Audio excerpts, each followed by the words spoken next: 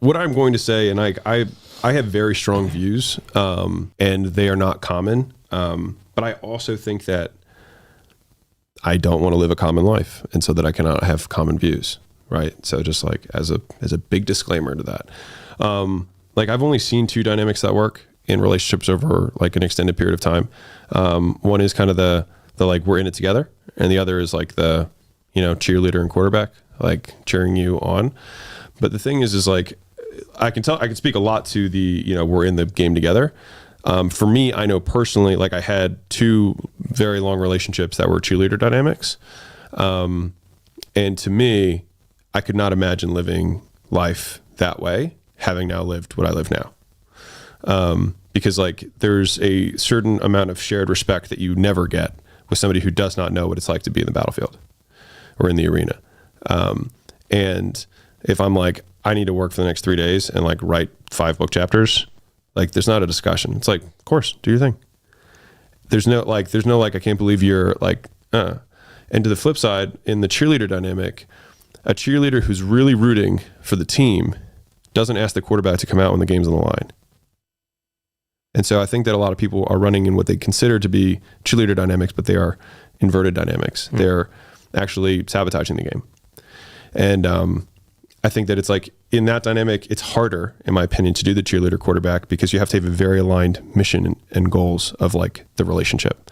It's easier to do that in the dynamic that you're working together because it's so clearly stated with the mission and the goals of like, this is where I want to go and this is how I want to get there. And like, do you want to come with me?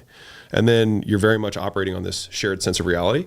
And it also becomes difficult for entrepreneurs, in my opinion, now, like, I mean, I'm sure you've seen plenty of people get divorces as they get older and whatnot, is that like, if you're like, all right, this will be interesting. Mm-hmm. So typically when people become attracted, so Esther Perel, if you've heard of her, she's really interesting, like relationship person. She's like one of the top TED Talks on it. I think it's called Mating Captivity is her book.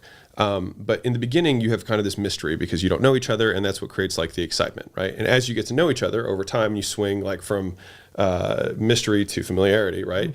You get a little bit more security, you get to know each other better, and it feels like more and more amazing. And so what you do is you just keep trying to do that, right? But what ends up happening is that you overcorrect, and then you become siblings. And then it's like, well, that's not good. And so it's not a problem to be solved, but a dichotomy to be managed, right? In terms of like how much space do you create versus how much familiarity. What happens when people, like entrepreneurs specifically, like have their business and they have the wife, they spend more time in the beginning, and all of a sudden they don't spend as much time together, and then they grow apart because they're also exposed to different stimuli, right? And so you adapt to the stimuli that you have, and then you grow apart. On the flip side, if you're in my scenario where we're like doing the same thing together, the downside of this one, these couples make 5 times more money than any of the other versions that I just said. But you can become too familiar, and then you just become siblings. So for us, we actually create more space. So it's like we try to work on separate sides of the house. We don't attend the same meetings. So like at the end of the day, we can sit down at dinner and be like, how was your day? And she can tell me something rather than me saying like, oh, I was there, I know, right? Yeah. And so the happiest couples are actually couples that have both have careers that are not necessarily together. So on average, these couples are the ones that, because they have a shared goal in terms of like, this is what we want to do. They have shared values in terms of how they want to get there.